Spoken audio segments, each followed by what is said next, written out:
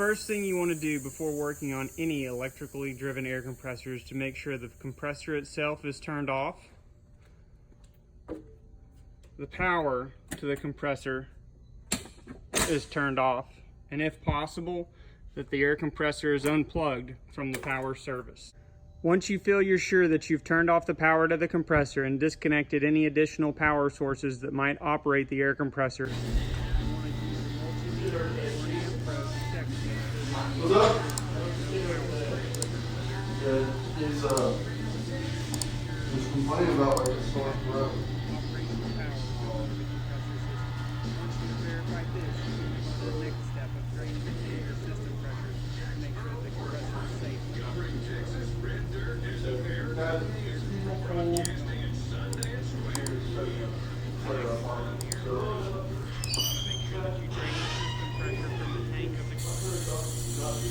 What up, Austin? How are you?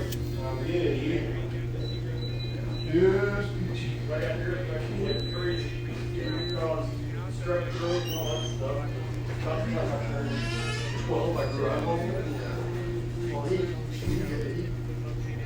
had to. So, he shot me.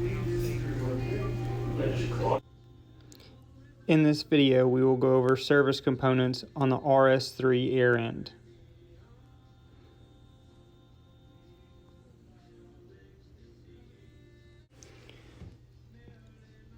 We will open the thermal valve, inspect, clean, and either repair or replace it from this port.